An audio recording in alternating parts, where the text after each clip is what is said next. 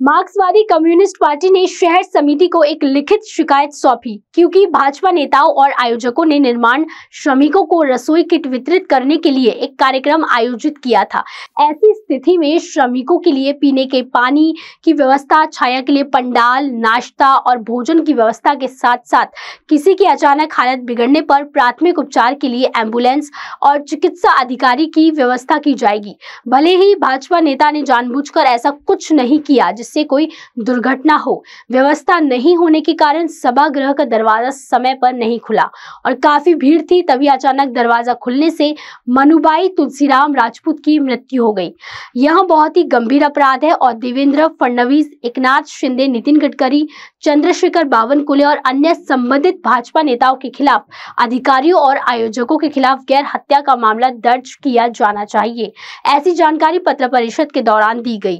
Advocate विजय फुलकर मार्क्सवादी communist पार्टीचा शहर सदस्य असून आज दिनांक 9/3/2024 ला मनुबाई राजपूत या बाईचा सुरेश भट ऑडिटोरियम हॉलमध्ये जेव्हा ती किचन किट घेण्याकरता गेली असतात त्या हॉलचा दरवाजा न उघडल्याने तिथे चेंगराचेंगरी झाली आणि तिचा मृत्यू झालेला आहे।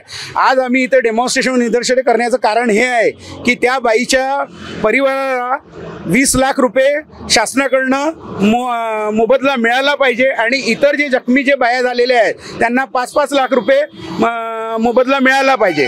दुसरी गोष्ट, त्या मृतकच्या परिवाराच्या सदस्याला 20 लाख रुपये मिळाले पाहिजे।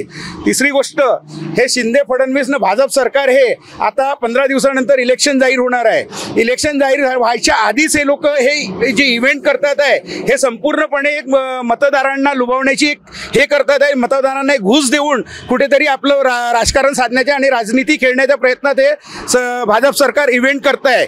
जेव्हा की 2 वर्षापासून हे भाजप सरकार, शिंदे फडणवीस सरकार सत्तेत आलेलं आहे। 2 वर्षापासून हे महामंडळाच्या तर्फे हे सगळं वाटप करू शकत होते, पण आज इलेक्शनच्या वेळेवरच हे का वाटतात आहे किचन किट ह्या आणि तिसरी गोष्ट, हे किचन किट वाटप असताना की इथे कोणती शिंदे फडणवीस सरकारतर्फे कोणती इथे सोय उपलब्ध करण्यात आलेली नव्हती। बांधकाम कामगार हा आधीच गरीब असतो, तो बिचारा उन्हाताणातून येतो, मजुरी करून येतो आणि इथे बांधकाम किटच्या रांगेमध्ये लागतो।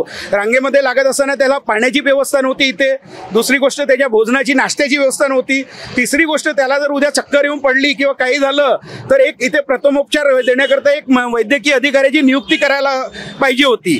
तर आमच्या मार्क्सवादी कम्युनिस्ट पक्षातर्फे हेच मागणी आहे की इथे ज्यांनी हा इव्हेंट आयोजित केलेला आहे यांच्यावर सदोष मनुष्यवधाचा IPC 304 अंतर्गत व 304A अंतर्गत सगळ्या भाजप नेत्यांवर देवेंद्र फडणवीस, नितिन गडकरी, चंद्रशेखर बावनकुळे आणि एकनाथ शिंदे यांच्यावर व संबंधित जेवढेही त्यांचे भाजप नेता इथे उपस्थित होते व इथे जे काही अधिकारी उपस्थित यांच्यावर 304चा गुन्हा दाखल व्हायला पाहिजे। दुसरी गोष्ट, 304चा गुन्हा यांच्यावर दाखल व्हायला पाहिजे, आमची मागणी आहे। दुसरी गोष्ट, हे जे घूस देऊन जे मतदात्यांना लोभवण्याचा प्रयत्न करत आहे, मतदारांना एक लालच देऊन मतदान करण्याचा प्रयत्न करत आहे, यांच्यावर एक भ्रष्टाचाराचा सुद्धा एक गुन्हा दाखल व्हायला पाहिजे। तिसरी गोष्ट, बांधकाम कामगार जे आहे हे बहुतांश बिचारे स्लम एरियात राहणारे आहे, बहुतांश मागासवर्गीय आहे आणि हे मागासवर्गीय असल्या कारणाने यांच्या ॲट्रॉसिटीचा सुद्धा गुन्हा दाखल करण्यात यावा, हेच आमची मार्क्सवादी कम्युनिस्ट पक्षातर्फे मागणी आहे। मी विठ्ठल जुनगरे, मार्क्सवादी कम्युनिस्ट पक्षाचा नागपूर शहर सचिव। आपल्याला माहित असेल की 9 मार्च रोजी इथे सुरेश भट सभागृहासमोर बांधकाम मजदूरांना जे किचन किट वाटपाचा कार्यक्रम भाजपातर्फे आणि कामगार कल्याण मंडळातर्फे ठरवण्यात आलेला होता।